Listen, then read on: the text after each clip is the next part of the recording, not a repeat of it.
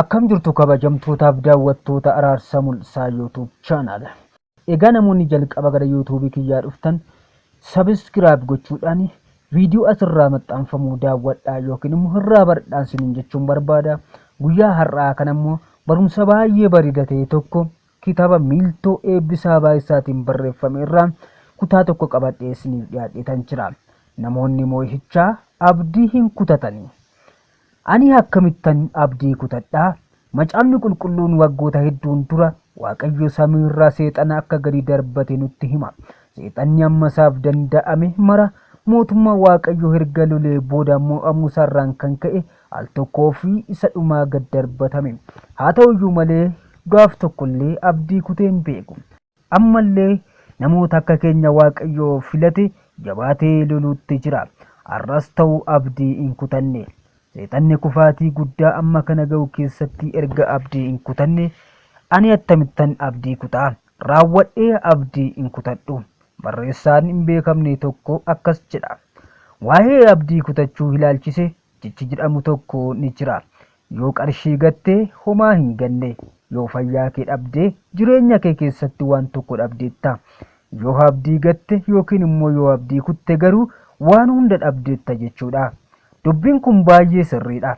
Namni tokko jireenya isaa keessatti waan hunda kan dhabu yoo abdii kute qofadha. Namoonni moo'ichaa allisaan keessa jiran ammam yoo ulfaatellee abdii hin kutatanii irra deddeebi'uudhaan yaaluudhaan bakka ga'uu barbaadan ga'u malee booddee hin deebi'anii. Hanga isaaniif danda'ametti haala keessa jiran to'atu malee haala akka isaan to'atu hin eeyyamanii.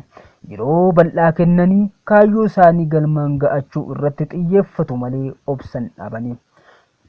Namoonni hedduun mul'ata jireenyaa kan dhaban gatiin isaan gaafatu baasuuf fedha dhabuu isaaniif malee humna yookiin ga'umsa dhabuu isaanii akka hin taane ilaallee turre. Egaa gatii mul'anni keessirraa barbaadu keessaa inni guddaan obsa qabaachuudha. Oromoon keenya kana ilaalchisee yommuu mammaaku akkana jedha. Obsaan dhagaa bilcheeffata. Obsaan aannan goromsaa dhuga. Jarjaraa rehee hin horuu fi kanneen kana fakkaatanii. Hojiin ati hojjettu kamiyyuu haa ta'u garaa bal'achuu danda'uu qabda. Karaan milkaa'inaa qaxxaamura hin qabu. Kanaafuu jalqaba waan tokkoo yaaltee waa hojjechuu hin dandeenye yoo sitti fakkaate daddabalii yaali malee salphaatti abdii hin kutin. Mee seenaa keessa deemnee waa'ee namoota gurguddoo armaan gadii haa ilaallu. Jireenya isaanii irraa waan tokko baranna. Fakkeenyaaf Abrahaam Lincoln pirezidaantiin Ameerikaa hojii walqixxummaa uummata adiif gurraachaa irratti hojjeteef baay'ee kan jaallatamudha. Namoota addunyaa keenya irra jiraatan gurguddoo keessaa isa tokko. Muudannoowwan inni dabarsee sadarkaa kanarra ga'e garuu kan nama ajaa'ibudha. Isaan keessaa kan armaan gadiiti. Waggaa 21tti hojii daldala dhuunfaa isaatiin jalqabee ture tokko kasaaraa guddaa keessa seenuun addaan kute. Waggaa 22tti dorgommii siyaasaa itti hirmaachaa turetti mo'amee dhiise.